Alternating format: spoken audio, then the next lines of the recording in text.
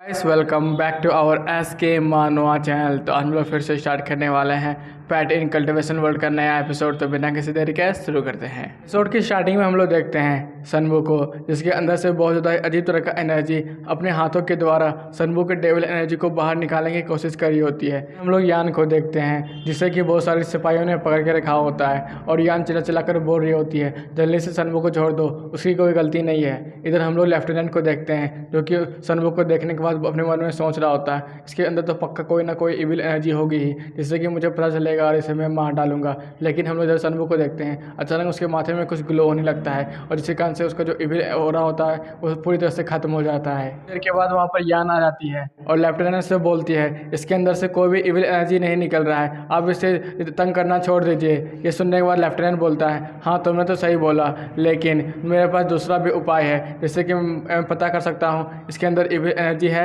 या फिर नहीं। फिर वो अपने हाथ में बहुत सारे नीडल को निकाल लेता है और एक टेक्निक का नाम बोलता है जिसका नाम होता है 9 स्नेक और 8 नीडल्स। ये सुन देखने के बाद हमारी लिंक तो परेशान हो जाती है और वो बोलती है ये तो वही टेक्निक है जिसमें इंसान को बहुत ज़्यादा दर्द होता है और फोर्सली कोई भी डैमेजिंग एनर्जी को बाहर निकाला जाता है। अगर कोई इसका इस्तेमाल करता है तो इससे वो पर्सन मारा भी जा सकता है। फिर यान अपने तलवार को बाहर निकाल लेती है और सीधे लेफ्टिनेंट के गर्दन में रख लेती है और बोलती है मैं तुम्हारे कोई भी स्टेटस को नहीं देखूंगी, तुम तो कोई भी इविल एनर्जी को चेक नहीं कर रही हो, तुम तो मेरे सबऑर्डिनेट को मारना चाहते हो।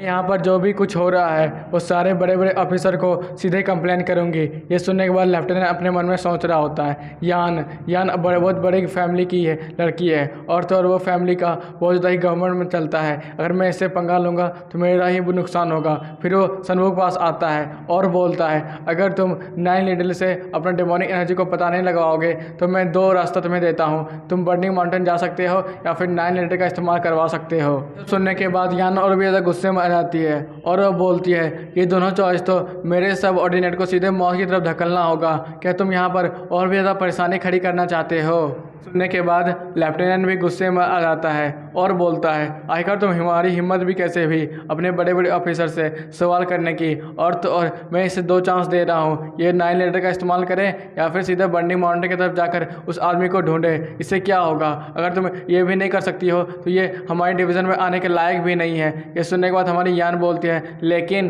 तभी सनबू चिल्लाकर बोलता है हाँ मैं बर्निंग माउंटेन जाने के लिए तैयार हूँ। ये सब यान सुनकर पीछे मुड़ती है और बोलती है तुम्हें पता भी है आखिरकार तुम क्या बोल रहे हो। ये सुनने के बाद सनू बोलता है हाँ मुझे पता है, मैं बस बर्निंग माउंटेन जाकर वहाँ पर उस आदमी को ढूंढना ही तो है। ये सुनने के बाद हमारा लेफ्टिनेंट बोलता है अपने सबऑर्डिनेट को जाओ इसकी सारी जंजीरें खोल दो।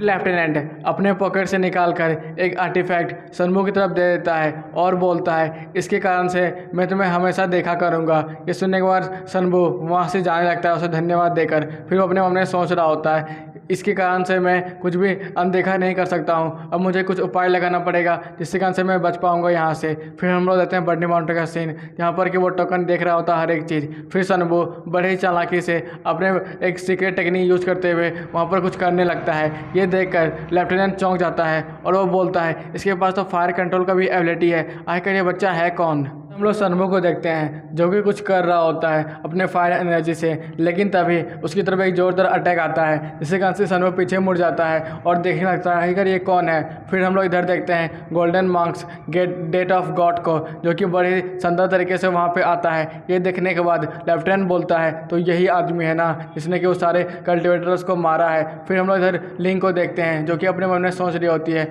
जनरल का तो कुछ नहीं होगा, लेकिन जो golden marks date of god है ये बहुत ज़्यादा खतरनाक है, ये जितने भी कल्टिवेटर यहाँ पर आए हैं वो सबको मार दिया है। अब तो सनबू का भी बुरा हाल होने वाला है, अब वो ही मरने वाला है। तो लेफ्टिनेंट को देखते हैं जो कि अपने मन में सोच रहा होता है तो ये अफवाह नहीं थी, यहाँ पर सचमुच गॉड ऑफ डेथ है जो कि बर्निंग माउंटेन की रक्षा करता है और उस खजाने के भी। फिर हम लोग देखते हैं इधर सनबू को जो कि नाटक करते करते हमारे गॉड का पैर पकड़ लेता है और बोलता है वॉरियर मुझे माफ़ कर दीजिए, मुझे माफ़ कर दीजिए, मैं तो यहाँ का छोटा सा बच्चा हूँ और मैं ज़्यादा ताकतवर भी नहीं हूँ, मैं तो बस यहाँ पर पूछने के लिए आया था। फिर वो डेट ऑफ गॉड अपने वेपन को नीचे रख देता है और बोलता है कि यहाँ पर जो भी कोई आएगा और मेरे बर्निंग माउंटेन की थोड़ी सी भी तकलीफ देगा वो सीधा मारा जाएगा। ये सुनने के बाद लिंक बोलती है क्या इसने बात भी करता है। फिर हम लोग देखते हैं सनबू को जो कि उसके सामने झुक जाता है और बोलने लगता है, वॉरियर मुझे माफ़ कर दीजिए, बस मैं ये पूछने आया था यहाँ पर बहुत सारे कल्टिवेटर मारे गए हैं, आखिरकार उसने उसको कौन मारा और वो सारे क्यों मारे गए। सुनने के बाद वो डेट ऑफ गॉड बोलता है, वो लोग बर्निंग माउंटेन में आकर मुझे बहुत ज़्यादा तंग कर रहे थे और यहाँ का सबसे कीमती खजाना भी चुराने के लिए आए थे, इसलिए मैंने सबको एक एक करके ख़त्म कर दिया।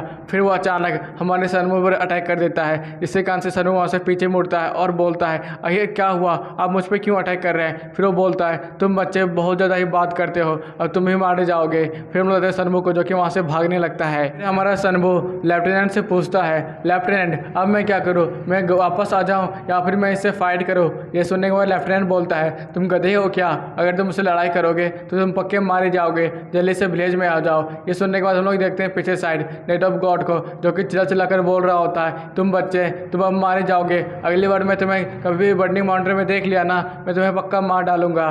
चेंज होता है, हम लोग देखते हैं विलेज को, जहाँ पर कि लेफ्टिनेंट बोल रहा होता है, जल्दी से तैयारी करो, कल हम लोग जाएंगे और उस बर्निंग माउंटेन के जो डेट ऑफ गॉड है उसे मार कर उसका खजाना ले लेंगे।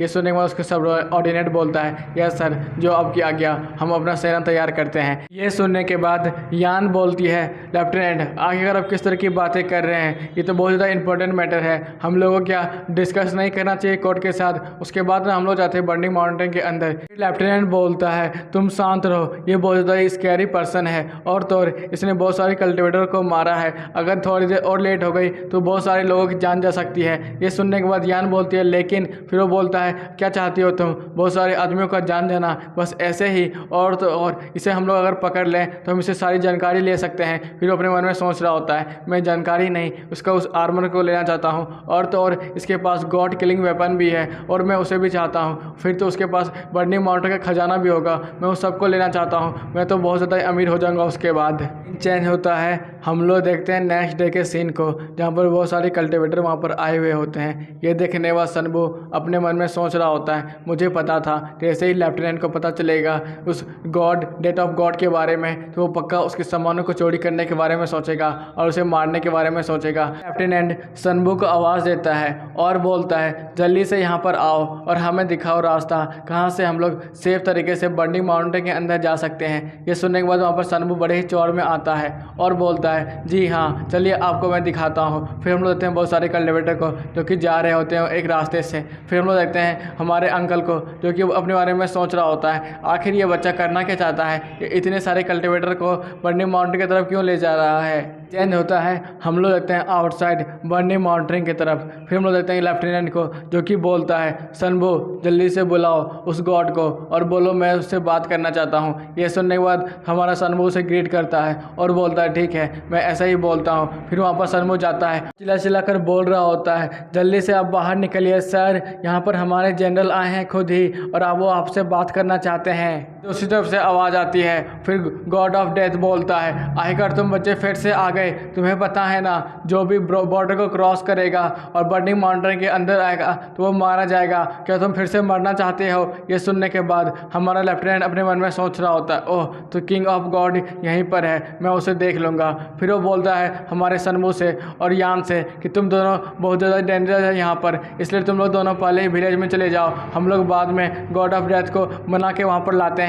ये सुनने के बाद हमारा सनबू मन ही मन खुश हो रहा होता है और बोलता है, मैं भी यही तो चाहता था, क्योंकि यान यहाँ पर रहेगी तो मुझे बहुत ज़्यादा मुश्किल होगी तुम सबको मारने में। ये बात सुनने के बाद यान बोलती है, मैं भले ही कमज़ोर हूँ लेकिन मैं आपकी पूरी मदद करूँगी, प्लीज़ मुझे भी आने दीजिए। ये सुनने के बाद कि उसका लेफ्टिनेंट बोलता है, आखिर मेरा जो ऑर्डर है वो बस ऑर्डर है, तुम लोग को यहाँ से जाना पड़ेगा तो जाना पड़ेगा। ये सुनने के बाद यान चिल्ला चिल्ला कर बोल रही होती है, नहीं नहीं मैं नहीं जाना चाहती हूँ, प्लीज़ मुझे भी शामिल कर लीजिए। लेकिन हमारा सनबू उसे पीछे खींचने लगता है और बोलता है, चलो मेरे साथ, यहाँ पर रह के कोई फ़ायदा नहीं है। फिर वो चिल्ला चिल्ला कर बोलने लगती है, सनबू तुम्हारी हिम्मत भी कैसे हुई मुझे खींचने की, तुम्हें पता है अगर मैं वहाँ पर रहती तो मुझे भी बहुत ज़्यादा क्रेडिट पॉइंट मिलता और तो और मेरा फैमिली बहुत ज़्यादा ही बड़ा है और मेरे पास क्रेडिट बहुत ज़्यादा ही कम है, अगर मेरा ओहदा बड़ा होगा तो मैं बहुत ज़्यादा अपनी फैमिली की मदद कर सकती हूँ। ये सुनने के बाद हमारा सनमू बोलने लगता है, क्या तुम्हारे पास तो दिमाग भी है? मुझे तो पता ही नहीं था कि तुम्हारे पास दिमाग आ गया है। सुनने के बाद हमारी यान बोलती है,